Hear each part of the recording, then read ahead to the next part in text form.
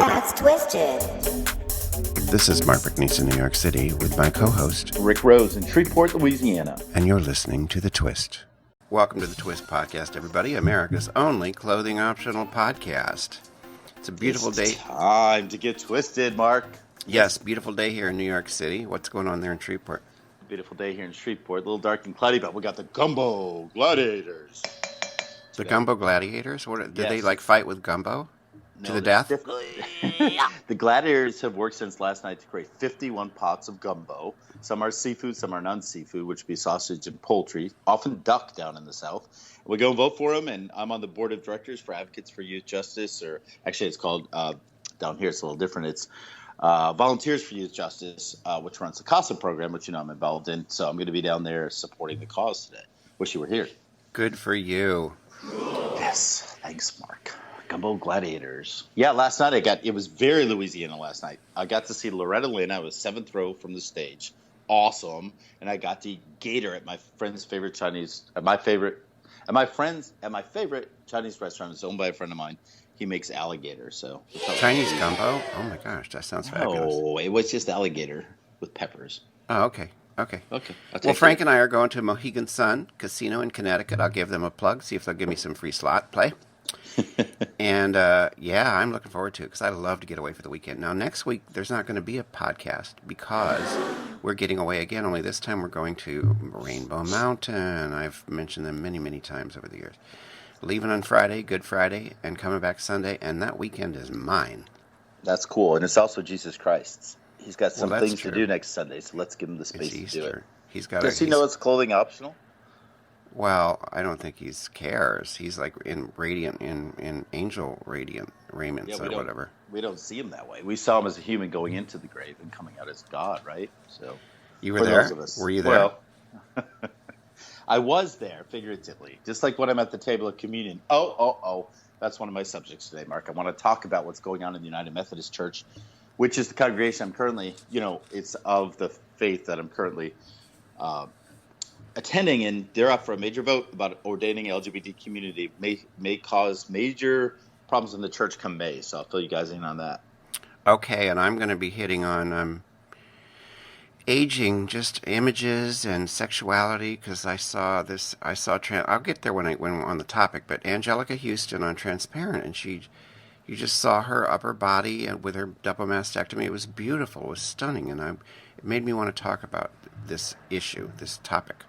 And as people often know that have listened to our podcast, we don't always agree on these subjects. So you might be in for some battle on that. Are we going to fight? Yeah, you're going to fire me? Huh? No, are we going to argue? I can't. It's your podcast. It's a co-hosted podcast. I can't fire you. Then why is Mark's name first? It's not. If you pay attention, if you get those emails, the twist email, okay. To subscribers, it says Rick Rose is first. Because I caught that months ago and said nope. Oh, you're right. I think we had this discussion, but I won't fire you if you don't fire me. We're all good. Thank you, Rick. Yeah. You ready for the red lines? I am. This week's red lines. In the biggest news since Caitlyn Jenner's Ted Cruz endorsement, Mother Teresa has been fast-tracked to sainthood. The Vatican said this week she was tall enough to ride, and off she goes after a second miracle was somehow verified. The diminutive dynamo will be heaved into the ranks of the saints on the 19th anniversary of her death. Happy Death Day, Mother Teresa. Senate Republican leader and snap turtle lookalike Mitch McConnell said they will not consider Obama's Supreme Court nominee Merrick Garland under any circumstances. Constitution? What Constitution? And I want to mention, too, that Madonna denies having been drunk on stage in Melbourne. I know you saw that because you said something about it. Despite pleading for someone to please, now we're explicit here, I'm quoting also, she said, please fuck me, while drinking from a flask. The red lines can be snarky, but never cruel. So we wish Madge the very best and thank her for being there for the gays all these years. Now we're going to get to our deep dives. Obama picked centrist Merrick Garland, a name you could easily reverse, by the way. Did you think about that? He could be I saw you write it. I loved it. Well, he could be Garland Merrick. As his SCOTUS nominee, well-respected, 63, and the oldest nominee in 44 years, Garland joined an opinion, by the way, saying detainees at Guantanamo did not have a right to judicial review. So I want progressives to pay attention to that, because they were immediately, oh, this is fabulous, and the gays were like, oh, this is fabulous. pay attention to who you're rooting for there. It was a decision that was later contradicted by the Supreme Court, and that seems to leave his supporters, including the gay orgs, unfazed. On CNN's New Day, Trump told anchor Chris Cuomo what he thought would happen if Trump goes into the Republican National Convention with a big delicate lead and did not get the nomination. There would be riots. He didn't say that, but he certainly implied it. And riots, of course, are those things Republicans only think black people do. In an effort to curb what many consider the worst public health drug crisis in decades, the federal government last Tuesday published first national standards for prescription painkillers, recommending that doctors try pain relievers like ibuprofen before prescribing the opioids, because, as we know, when we pay attention to the news, there is like an epidemic of opioid abuse, which often leads to heroin addiction because heroin's cheaper when they can't get the pills anymore.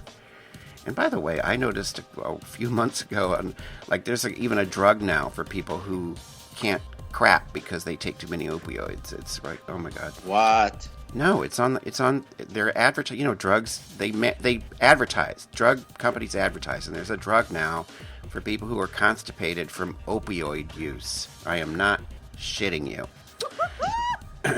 Okay. And lastly, this because I like to end up, Denmark has reclaimed its place as the world's happiest country, according to the fourth World Happiness Report released last Wednesday.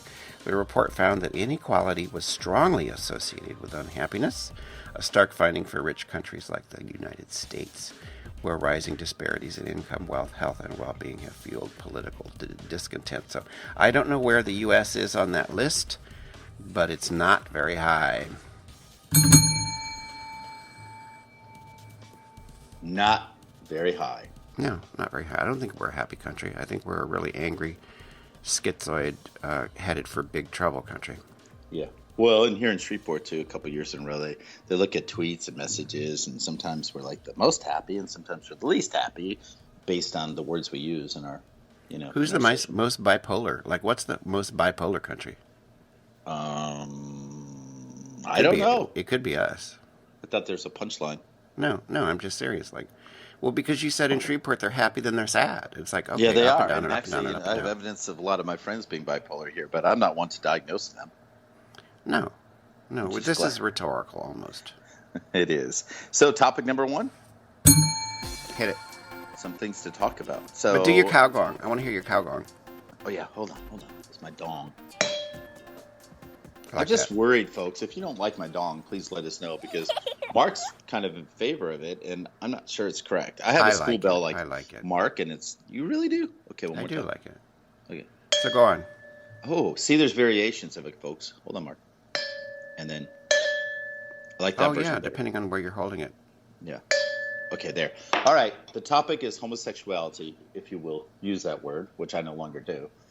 Too scientific for me, in the church. And so the situation is this. 10 years ago, I was a member of the Lutheran faith. Well, I still am Lutheran by faith, but I was a member of a congregation under the Lutheran umbrella, and it was a congregation that you know well, Mark, in L.A., Hope Lutheran Church. And we went through about 10 years ago. There's three synods in the Lutheran Church, Wisconsin, Missouri, and ELCA. Not to complicate things, the ELCA church had allowed the ordination of LGBT clergy, providing they were celibate. And I walked away from the church. And my pastor said, when your family doesn't agree on something, do you leave your family? I said, no, I don't. I stay. So he says, well, then I encourage you to stay as a family member and be involved in the Social Action Committee, which is going to be at the next conference to do the ruling about will we take away the requirement of celibacy.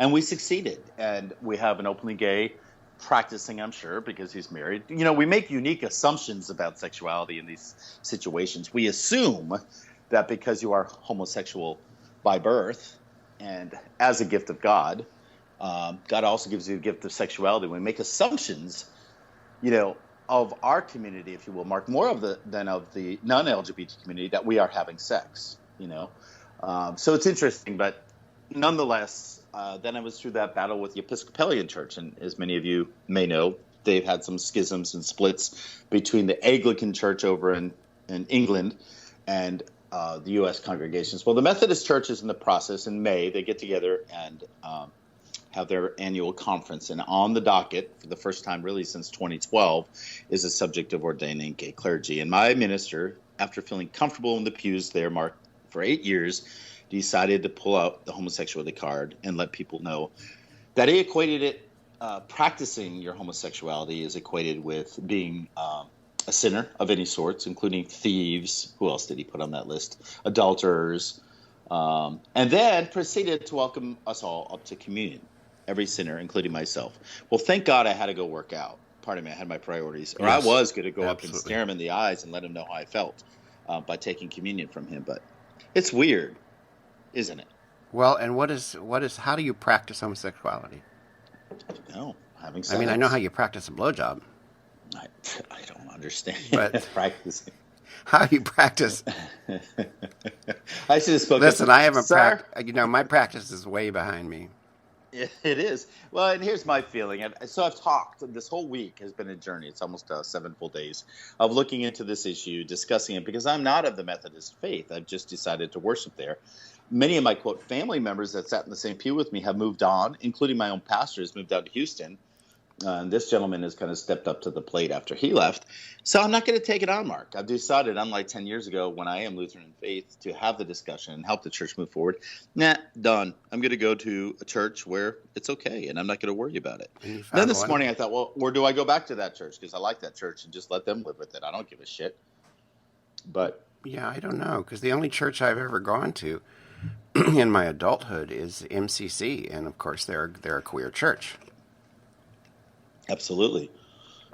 Now, I guarantee that so in the Lutheran faith, the two other synods, the Missouri, which my family worships out because it's the church they like, not because they necessarily believe in everything the tenets of that synod believe, but they don't ordain women or allow women to even teach, because biblically they say, Jesus passed a message about women aren't qualified to teach. So I won't. I'll worship when I'm home, of course, and sit with my family, but I won't become a member of that church. So maybe I need to take those words and worship where I want, but not become a member. However, I went to one, actually this is 2 weeks ago, because last week I did go to a church here where the gentleman, he's an amazing guy. He's lost 25% of his congregation because he just became the pastor about a year ago, and they've left over this issue.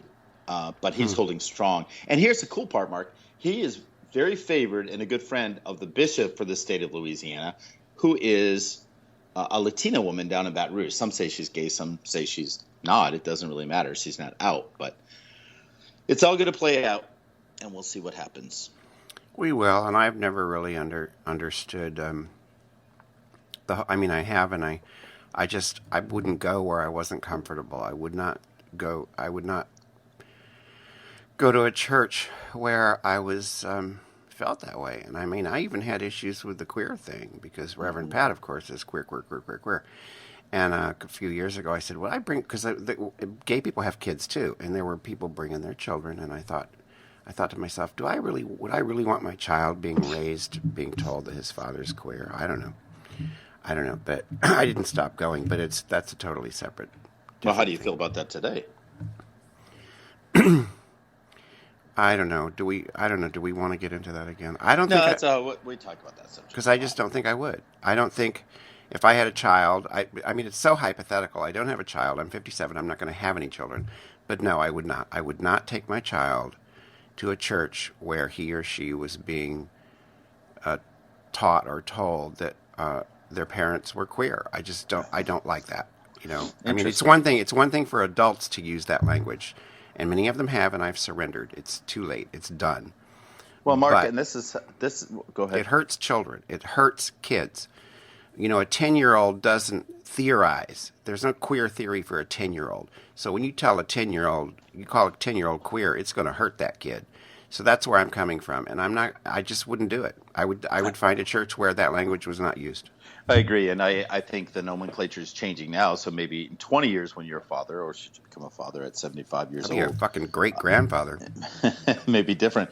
But I agree with you, and just one comment. These things that are coming to vote in the Methodist Church are all they create statements out of the General Conference that are published in the, quote, Book of Discipline, which has been around since the founder of that church, Wesley, 1,700 years ago.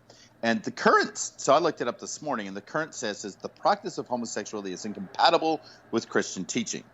And then it goes on to say, ridiculous. It is. And ceremonies that celebrate homosexual unions shall not be conducted by our ministers. So why am I even walking in those doors when that's the belief of the church? Absolutely. I agree with you. And I also think that I know so many gay Christians. I know so many queer Christians. And it just boggles my mind that people think they own Christ, they own Christianity. I mean, that's why we have so much violence in the world. Everybody thinks they own God, and they don't.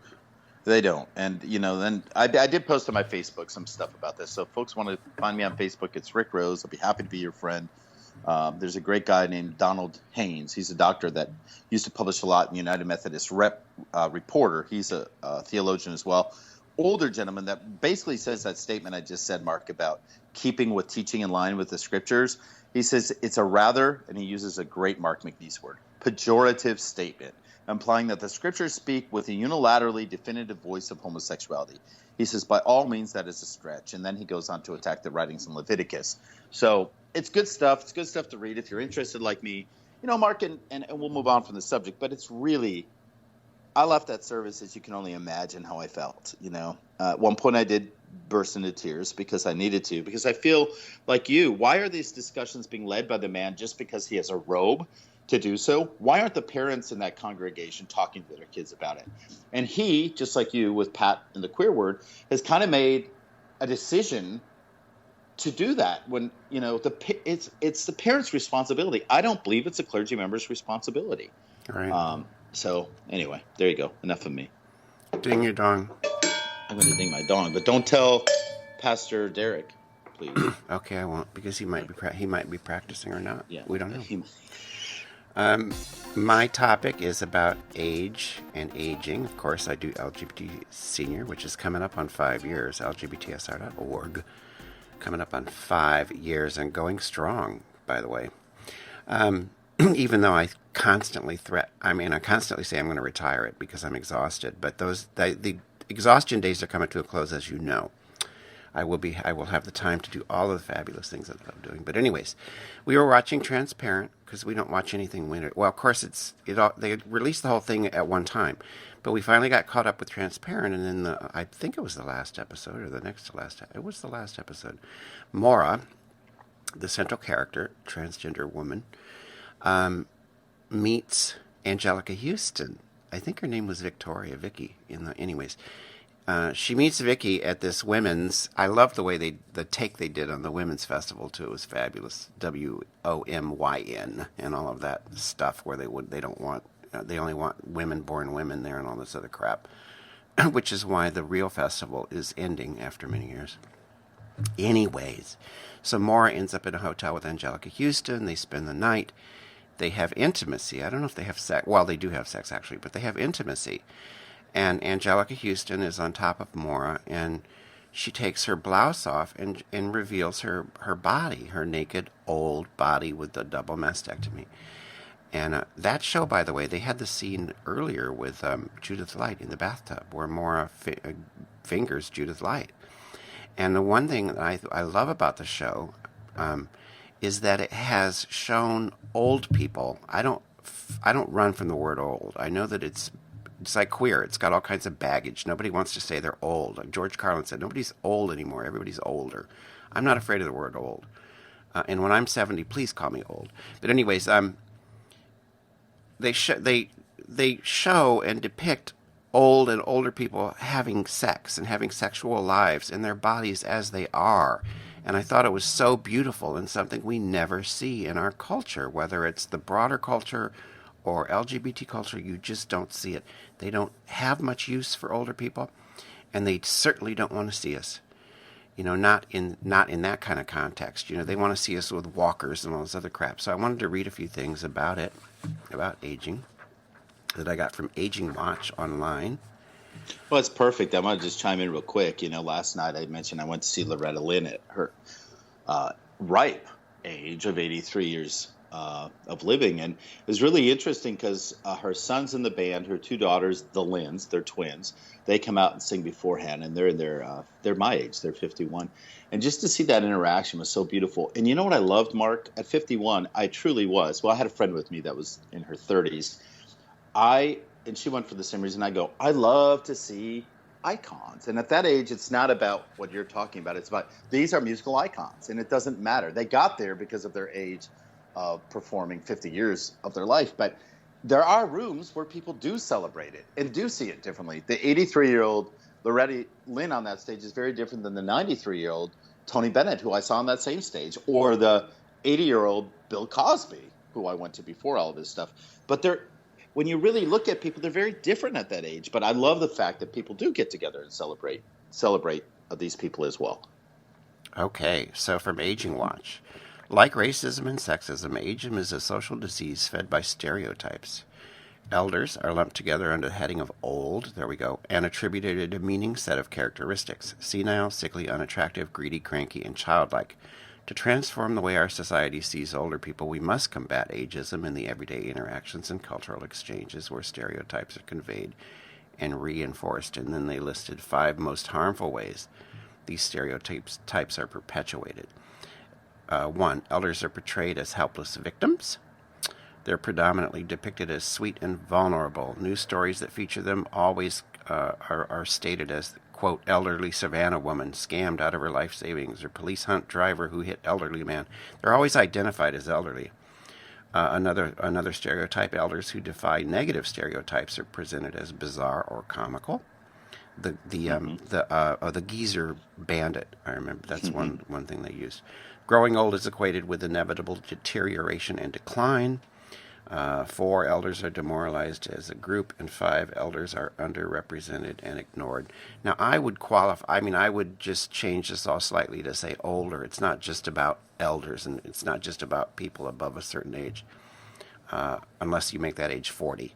Because once you hit 40 in our culture, you're headed for the shadows, as depicted by the culture, not in your real life. I believe in vibrancy and being alive until the very last breath, and that's why I started that website, because I said, I'm not getting off the stage, I'm not done. And here I am at 57, as we talked in the green room, all these fabulous things are happening for me. I'm at 57, reporting and writing, being a working writer and a novelist, and all of these wonderful things. So life just goes on until it ends, or until you decide until you think you're finished, but I'm certainly not there yet. But it all started with those images on Transparent. That's where this topic came from. I thought it was beautiful, and I hope to see more of it. I know not long ago there was a picture of, because when I see so many artists, aging artists like Rickie Lee Jones, we went to see her a couple years ago at City Winery, and the poster for the concert was from her 1979 debut album. Oh, I know, right? She was 20-something. I'm like, come on, man, she's 63. But there was this stunningly beautiful current picture of Joni Mitchell by I don't know if it was, Scavullo's dead, but it was by some Avedon. Anyways, it was beautiful, and it was how she looks now, and she was as gorgeous as she's ever been. So that was my topic today. I was so moved by what I saw on television and thinking, you're not going to see this anywhere else. I mean, you really are not going to see this anywhere else. So that was my topic. Let's see more. Well, and I think it's the reason you can't give up your mission of the show, or you need to of your website, or you need to pass it on. But the truth is, I'm looking at a picture here as we're talking that just popped up of my nephew and my mom. My mom is 74 years old. My mom is the executive director of a cancer foundation, which called Angel on My Shoulder, that she started when she was exactly my age, 51, when my father passed away. And she does it without salary. She does it unending, puts together camps, puts kids on buses, does all this stuff. I would never, when they write about Lolly Rose, I assure you, because they know her in the local paper or state journals or wherever she's written about, national press as well, they never refer to her as the elder Lolly Rose or aging Lolly Rose, and you met my mom. She's just not there. And you, Mark, at mid-50s, some people would qualify us as aging. Shit, I told you before the show started, I'm losing my hearing in my right ear right now. What? I heard that in my left ear. It's a concern. What year did you hear that in? But don't you dare fucking put the word aging, elderly Rick Rose or Mark McNease on it, because you're right. Life is just beginning. Right. It really is just beginning for many of us. Now, my subject, is that the last bell, Mark? Final bell. And another thing. That's why we have a final bell, folks, because Mark and I are very prone to do and another thing. Just like I want to tell everybody, this is great news. Taylor Swift is looking for a vacation home on Cross Lake, which is 15 minutes from where I'm sitting currently. She loves Louisiana. She loves Louisiana people. I think she's making a statement about the floods because Cross Lake was hit very hard. But hey, Taylor Swift may be my neighbor anytime soon. We're going to crash her place when we're there. I sure am. I'll get an interview with her. Let's. She loves her peeps, her old peeps, her all peeps. You're losing your voice. Let's go. Okay, so my final topic actually comes from Lynn being on the stage, and they were joking back and forth with her 61-year-old son about, hey, they live without cell phones. They don't know how to plug in a computer. They have no technology. And I got to thinking about that. I was talking to a friend about it yesterday. So my final comment is, how far is too far? And just because we have a subtitle would be, just because we have technology, do we have to send all men and women to the moon? And really, when you think about it, there is a futurist out there that I love to follow, and he has a theory, and he writes about it, and you can read it. It's in a book called Singularity. He talks a lot about this. His name, and Mark, you may have heard of him, you may not have, but he's fascinating. His name is Ray Kurzweil, and he has created what's called Moore's Law. Basically, Moore's Law is based on this concept: the doubling of computer processing speed every 18 months. It's just one of the many manifestations of the great trend that all technology change occurs at the exponential rate. He goes on to define it under the singularity theory, which is actually the technological event horizon beyond which our human imaginations can even fathom. So think androids, think immortality, think interstellar travel. That date, in his mind, that year will unfold in 2045. And some of the things we'll experience, like if we continue to go at Moore's Law pace, which I truly believe we will. You look at, we had the Industrial Revolution, and the 50 years that, technology that happened after that are now being done exponentially. I mean, just 5-10 years ago, we didn't have, 10 years ago at least, social media, texting, for God's sakes. Really, Twitter was 10 years old yesterday. 10 years celebrating its anniversary. If we keep at this pace, though, Mark, energy, solar power, will be cheap enough and powerful enough to power the entire world within 20 years. Neuroscience, reverse engineer the brain, will construct a full synthetic model by 2029. Genetics, within 10 years, we will have digital copies of our genome. All of this stuff. So my comment is enough? You see unfolding in front of us this thing called wallpaper television. It's a wireless television. They're building it. It's 4 pounds. It's like a big Post-it note you throw on your wall. It's OLED TV technology, 99 inches in screen size. The Galaxy Edge, of course, is the first kind of bendable phone they've been playing with. But the new phone they're coming out with is called the Reflex. It's fully functional. You would love it, Mark. It's an Android phone, 720p's in the screen.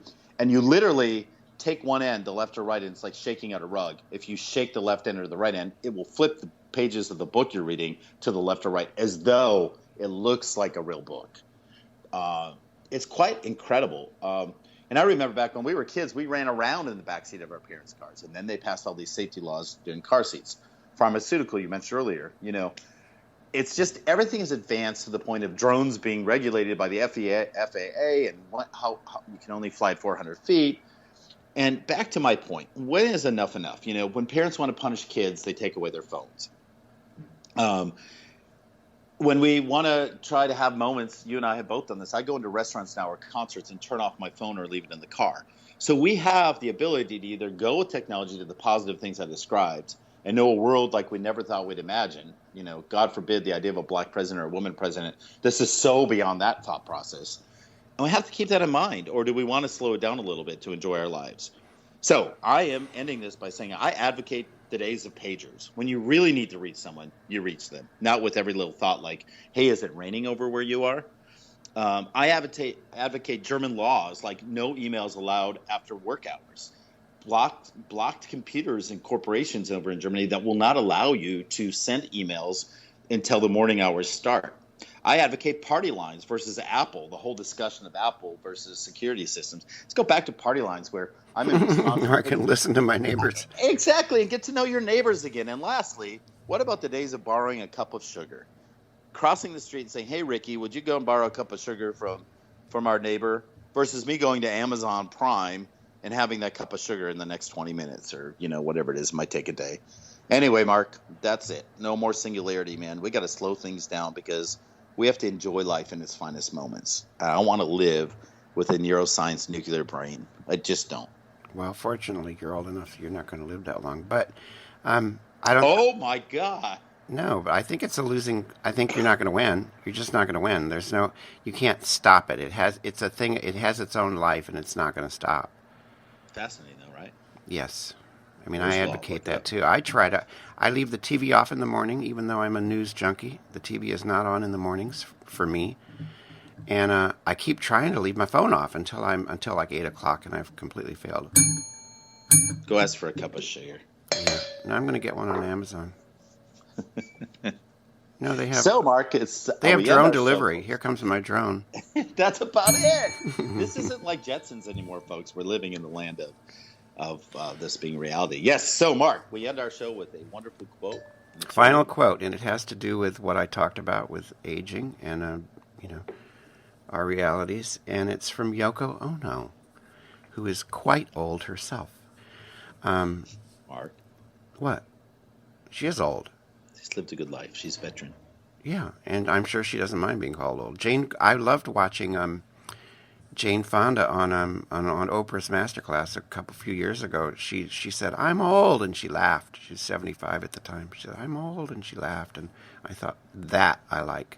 So here's the quote: "Spring passes and one remembers one's innocence. Summer passes and one remembers one's exuberance. Autumn passes and one remembers one's reverence. Winter passes, and one remembers one's perseverance." That's the end quote. Let us persevere, Rick, another day. Love it. Have a great 2 weeks, folks, and we'll see you in a couple weeks here. Thanks for listening to The Twist, America's only clothing optional podcast.